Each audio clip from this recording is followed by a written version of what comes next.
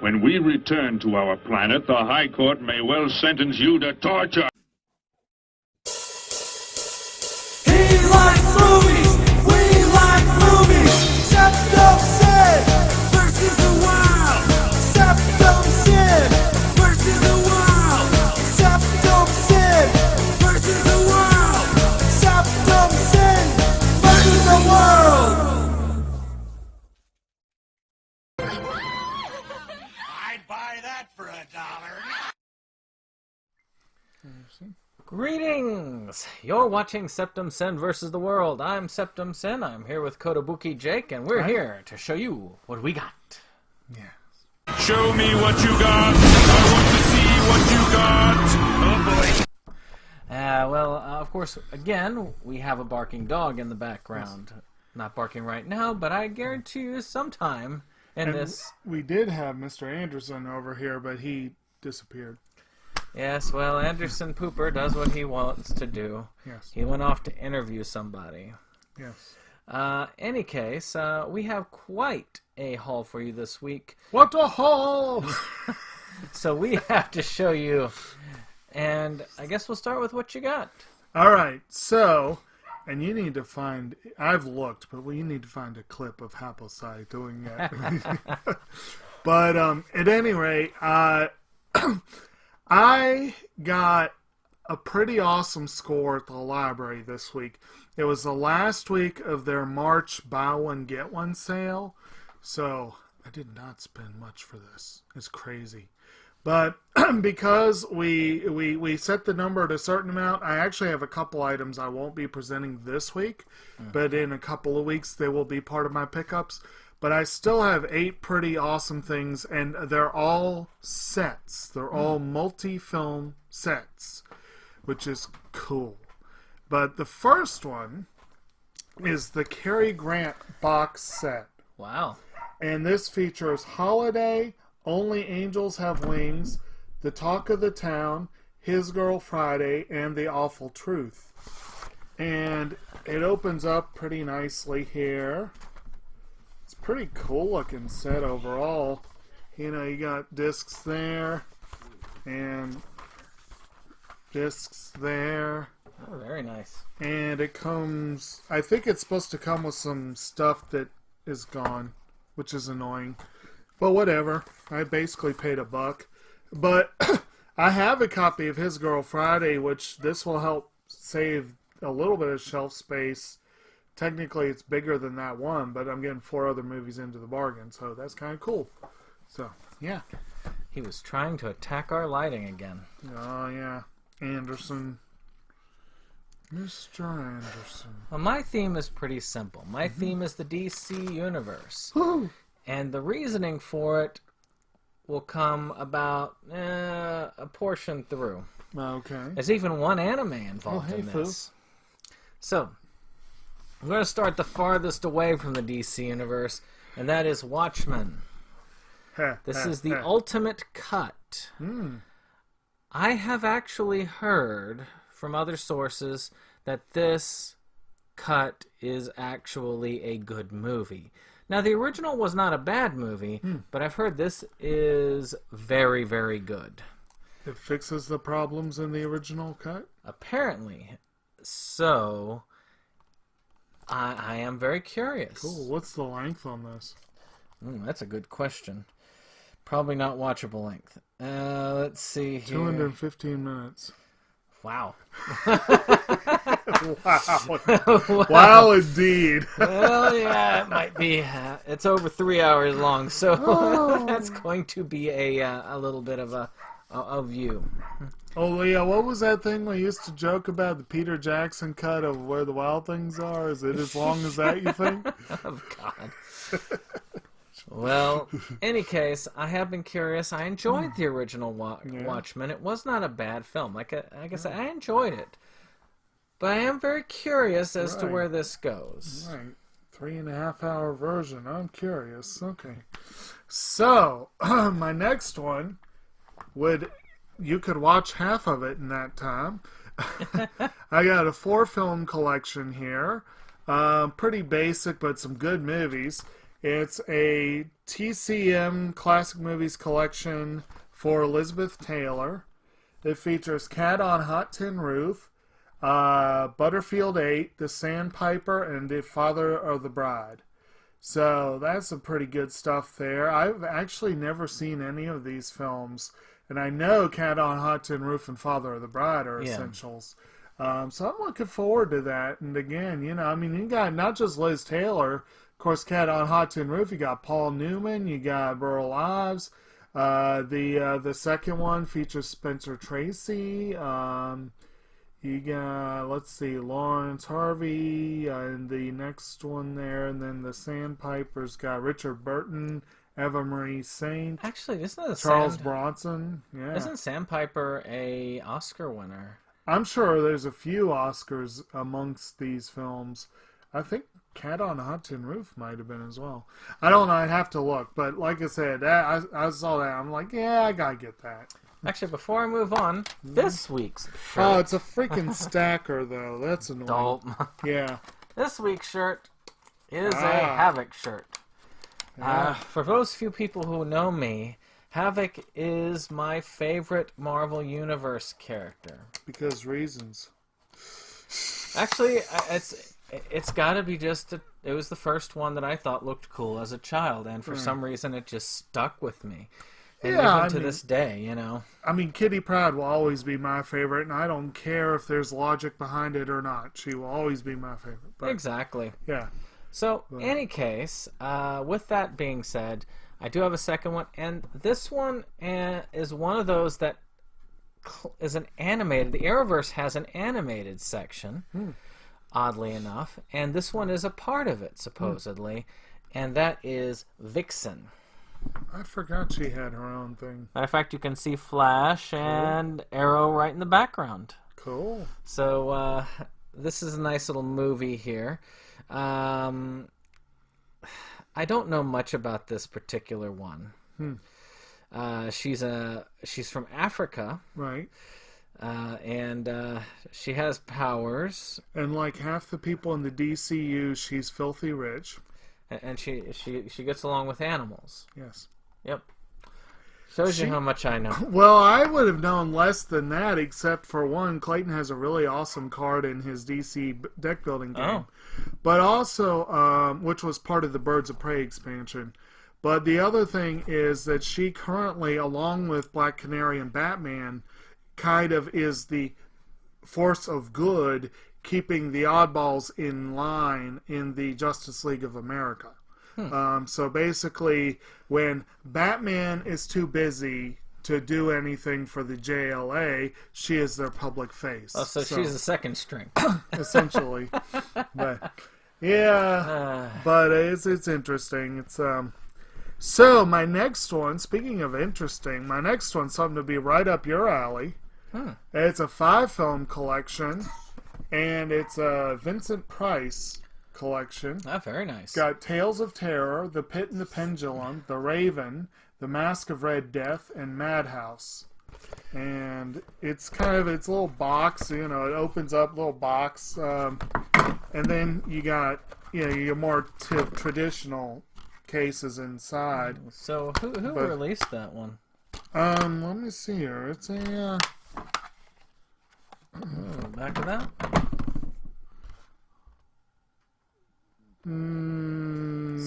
Somebody. TGD Direct, maybe? I've seen some really cool Vincent Price sets. Right. I need to see Mask of the Red Death. I've seen a lot of those. And the Terror is fun. A couple of these Pit feature... and the Pendulum was also pretty cool. Yeah, a couple of these feature Peter Lorre. One features Boris Karloff. There's one with Basil Rathbone. That's pretty cool. Plus, not to mention, 3 of these are based on Poe stories, I think? Like I said, it's very cool. Like I say, I have wanted to see certain ones, and he has an acquired taste, though. It's a little bit slower than a lot of you modern horror fans are used to, but it is really good and Price is good about a creepy atmosphere. Right. And this may come in handy with our movie discussion group, because I have a feeling some of these will come up eventually. Oh, I'm sure, eventually. Though half of our group probably would be against it. All right, so this next one is also from the Arrowverse. I know a little bit more about this one, and that is the Ray. Now, I got this one in He's Vixen. also in the JLA. See, I got this one in Vixen off of at Best Buy, I think, or Target, one of those places during the Black Friday sale. They were less than 10. So I said, well, I'll do this since they're part of the Arrowverse. And I'm trying to collect all the Arrowverse stuff. I missed out on that. I want to say it is a sort of their light-based powers. But again, it's kind of cool that you see a lot of these animated features associated. Arrowverse is its own thing. It is very much its own thing. So it is kind of cool to see it still living, and it still has a pretty vibrant life to it. Even though the main series that it's known for is coming to an end. Yes. So it's kind of, I don't know how it's going to interact after the end of that, but I'm sure that it will live for a while. It's still making them money, so why not? Right. So, next up, this is actually completely consisted of films that I already have, but it's going to be a major space saver in my collection until I get the chance to fully upgrade. One already has a Criterion edition, and eventually they shall all have Criterion editions. And I'm speaking, of course, of the Coen Brothers collection. Ah, that's which, cool. Fargo, Raising Arizona, Miller's Crossing, Blood Simple, and Barton Fink. I believe you've shown this on this channel. And it's, your basic little thin pack editions of the regular editions. Actually, I think that has more bonus features than the Fargo I already had, so that might be... Some of those films have, like, 5 or 6 releases. Right. I mean... I'll have to look at these, like... I know Fargo has multiple releases. Raising Arizona only has a few. Matter of fact, some of them only have a few. Does Blood Simple have a Criterion release? It does. It's one of their only 2 that does. Unfortunately, Blood Simple also has a kick-ass regular release that I will have to keep because some of the bonus features on it are not on the Criterion release. Strange. So I may end up with 3 copies of that one for a while. We'll see how that goes. Now, the one that has the most is the Big Lebowski. It has so many cool special editions. That needs a Criterion, But, this still, again, this is 5 films. Currently, it takes up a lot of space. This will take up so much less space. It's great. I love it. And, and the others can just go into storage for collectible purposes. No, the others will be returned to the library to make up for my getting this. Except for Blood Simple, which, like I said, I'm hanging on to that one. Yeah. See, this one is based off of a comic series that got me into collecting comics in the first place. I had dabbled with it a little bit as a younger child. Like I said, Havoc was the first major superhero I was introduced to. I first started reading a little bit of X-Men during the darkest period in X-Men history, where most of them had died. They were brought back by Roma, I believe is Roma. Okay, and, so the Fall of the Mutants... Was that Fall of the Mutants? I can't remember. It was basically Storm had taken over for leadership for a while. She was with the Mohawk at the time. This was during the 80s. Right. And it was Storm, Havoc, Psylocke, before Psylocke became when she was Asian. still Betsy. Yeah, before she was Asian. Yeah. And she wore a lot of heavy armor, so she wasn't in the sexy bikini either. Yeah. And I can't think of the other ones, and Jubilee was hiding in the vents. Longshot, Rogue, basically what you're referring to was that the X-Men died on national television and Roma brought them back but didn't tell anyone. Yeah. And, and Kitty Pryde saw them die. And they all started dying again. Which actually, this triggered the series that I read that no one else did, which I loved Excalibur, and no one else did. It was during this time because of, I think, Storm's death at the time. Havoc was briefly the leader of the X-Men, which is it was kind of weird. And Polaris had been possessed by Malice, I believe.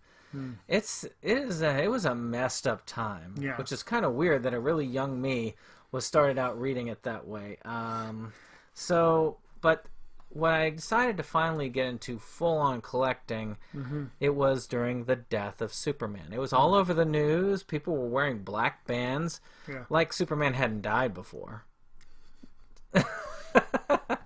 And this is the second time that they've tried to do an animated telling of it, called The Death of Superman. Now, from what I've heard, this one is much, much closer an interpretation, it's just about the same there, to the comic book than the other one, Superman vs. Doomsday. And they actually have this followed up with Reign of the Superman, which I'm waiting to come down. This I caught on Black Friday for $10. So it was worth trying. I do want to see this again. And it was one of the defining stories that hooked me in. So oddly enough, DC Comics was the first that got me in. Then after that, it was Executioner's Song that got me into X-Men.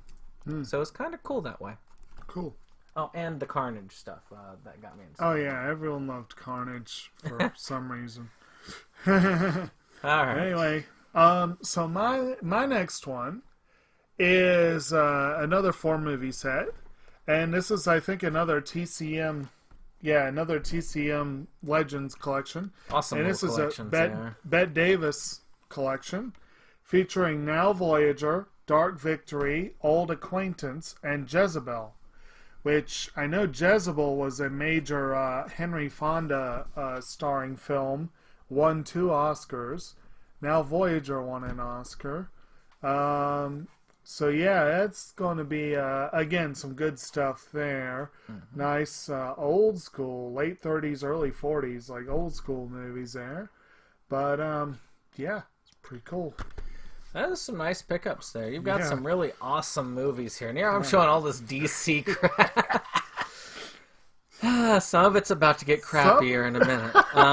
This is the last of the ones that were kind of loosely related to the 3 films that brought me to go ahead and do this theme. And this is one I think you've shown on this channel. But I got it when it was down to $10 once again, which is Batman Ninja. Right. You've seen this one now, haven't you? Yeah. And I have not. I think it's like Batman gets transported back to feudal Japan, and they have to take on these roles. Yeah, basically Gorilla Grodd builds a time travel device and decides to use Arkham as his guinea pigs. And somehow, I don't know how, but somehow almost an even number of good and bad characters get sent back in time. Yes. You've got Grodd, Joker, Ivy, Harley Quinn, Two-Face, Penguin, and of all people, Deathstroke. And then on the other side, you got Batman, all 4 Robins, Catwoman, and of all people, Alfred. None of the doctors of Arkham, none of the nurses, none of the psychiatrists, none of the security of Arkham, not to mention all the other villains who should be there. It's really weird how they decided these people went back in time. But yeah, and basically it's during the Warring States period where, of course, all the villains have each taken over a shogunate and Joker's trying to be the big top dog. It's interesting. So did you watch in the original French? No, but I watched it in the original Japanese and the original English because there's some debate over which is which. This one has the English track, a French track, and a Spanish track. The Japanese track's pretty awesome. The English track is... Tony Hale is an interesting Joker, but he is not the best Joker. I gotta do it in the French track. Yeah, I'm curious. I might want to do that too. That'd be hilarious. That might be interesting. I might have to do that. Yeah. So, for something completely different. This is one of the cooler looking sets, and this is a Cecil B. DeMille collection. Ooh. And this one I have to open up to see what the movies are. I'm ready for my close-up, Mr. Exactly. DeMille. This one features the Sign of the Cross, 4 Frightened People, Cleopatra, the Crusades, and Union Pacific. So there's some, let's see. Not the 10 Commandments that he did? Nope. I need to watch my copy of that one. But it's kind of I guess it opens up and kind of. And then the DVDs fall out. Yes, the DVDs fall out because reasons. Okay, so it's one of these things. Cleopatra was awesome. Okay, so we've got The Sign of the Cross is a Charles Laughton film. Also features Claudette Colbert and Frederick March. So that's kind of cool. Four Frightened People, also Claudette Colbert. Herbert Marshall, William Gargan, Mary Bland. And then Cleopatra is Henry Wilcoxon. Also Claudette Colbert. Warren William. The Crusades has got Loretta Young, Henry Wilcoxon. Union Pacific is Joel McCrea, Anthony Quinn, Barbara Stanwyck. Yeah, that's my copy of Cleopatra for him. Good times. That was a pretty cool release in and of itself. Yeah, that looks like that has a lot of bonus stuff. I don't know what this has for bonus features, but again, that's some pretty good pickup there. Yeah. A lot of this is essential viewing, which will essentially remain unviewed for some time. All of this is essential viewing. Yes. All right. Now the real reason that I have this is I have some Steelbooks. One of them is Man of Steel. I finally went ahead and got this one for Steelbook. Because it was one of the few movies I had in the DCU, unfortunate universe. I thought it was odd that I had so many of them on Steelbook. Yeah.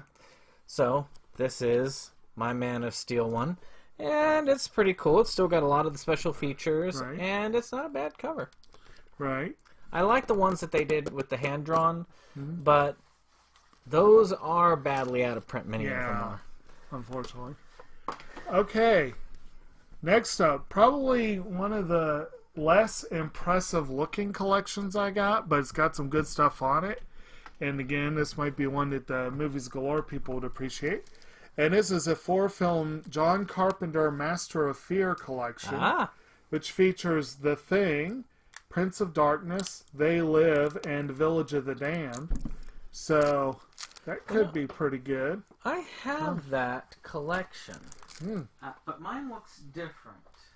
Have you seen it? You've seen The Thing at least, right? I have seen The Thing, actually. And I've seen a version of Village of the Damned, but I think it was the TV movie with, what was it, Kirstie Alley and Christopher Reeve, I think it was. It's the condensed version of that. Oh, yeah. That is a much nicer looking set.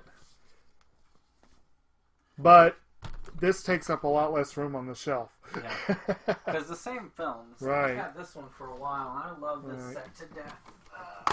Good deal.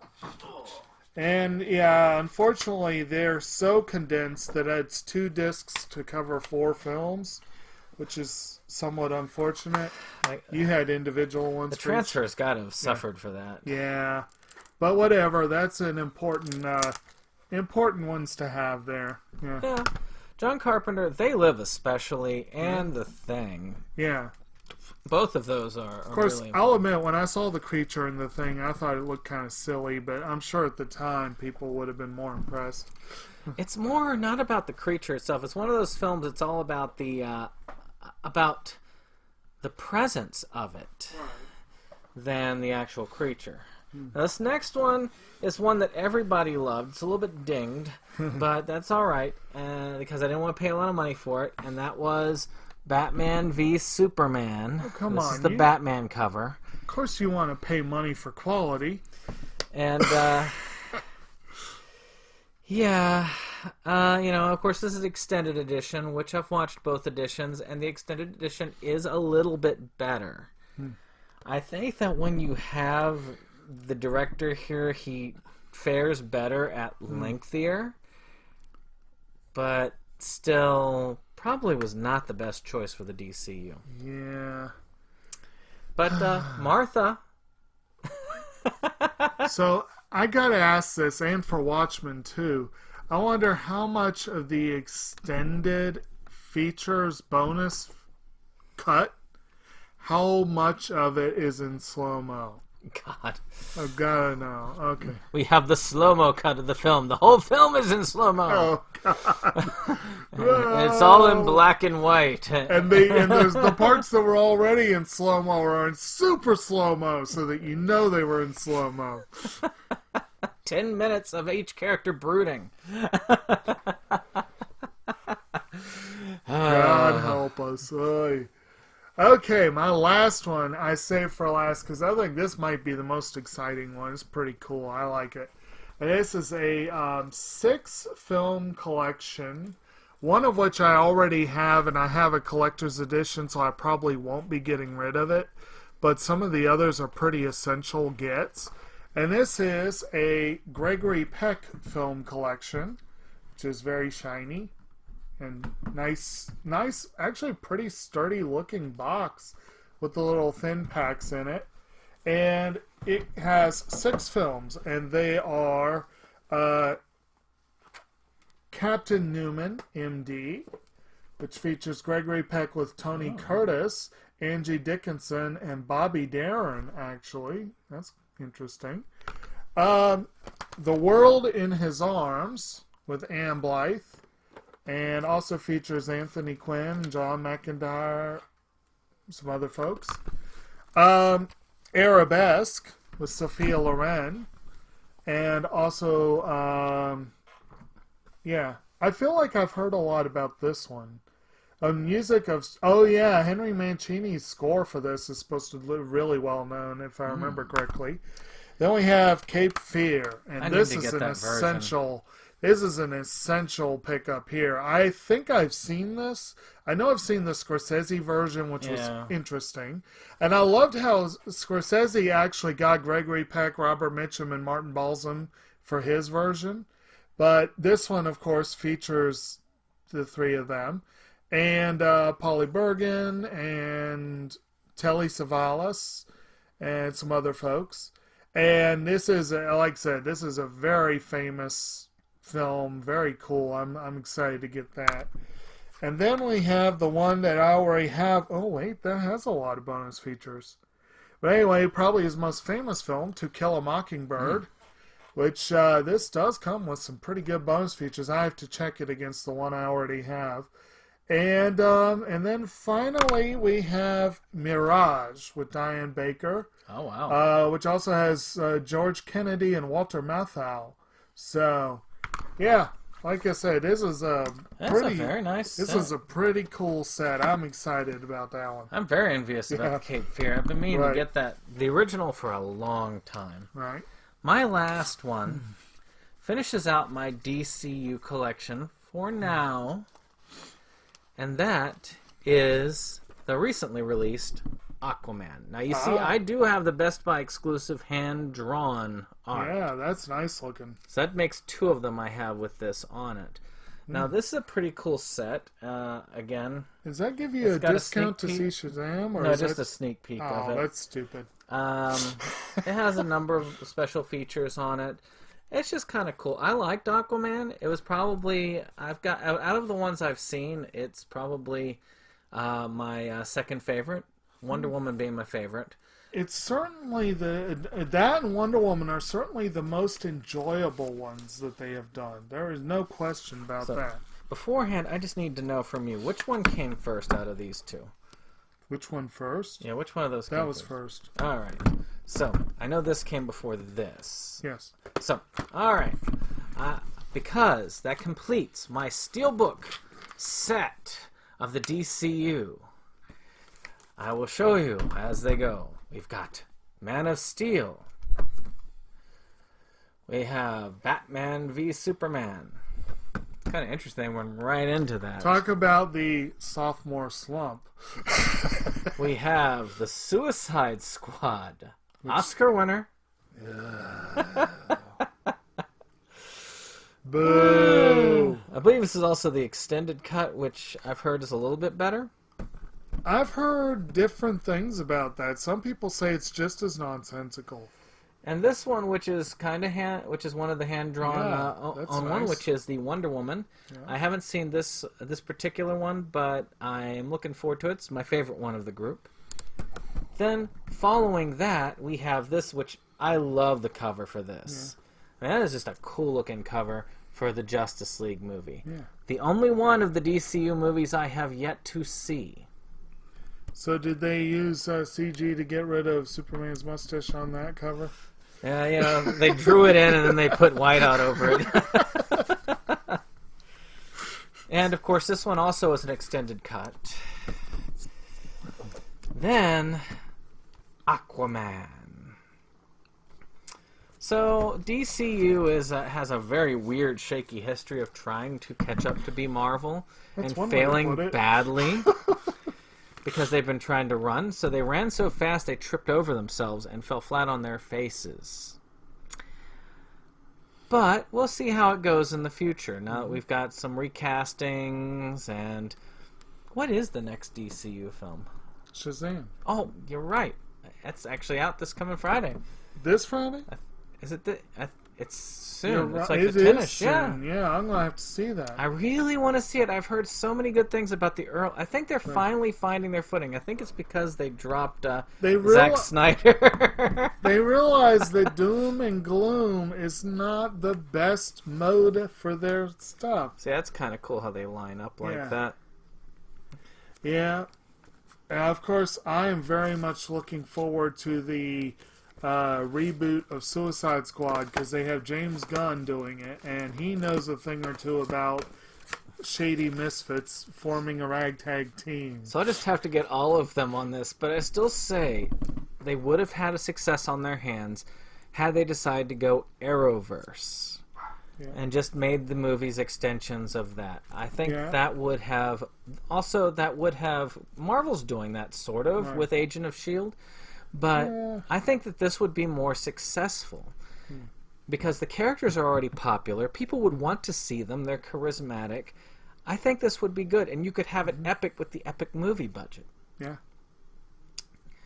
Darkseid would be an excellent villain to see, and I still hope to see the movie with Darkseid as the villain, because Darkseid is one of DC's most nasty villains. Of course, we all have our own hopes, our own... And I've said before, like, what I really want to see from the Arrowverse, their next project, I want to see them hire Amanda Connor, who is still writing Harley Quinn's self-titled series, and I want to see a series called Quinn and Ivy, where she and her BFF Poison Ivy get into all sorts of shenanigans. Yeah, I tell you, it would be so many levels of awesome. And from what I hear, Titans kind of sucks, so maybe they should let her write a Starfire series like she did for the comics. It'd be great. Yeah. With that being said, I hope you also had a fun pickup week, so let us know what you've picked up. And we will see you on the next one. Goodbye.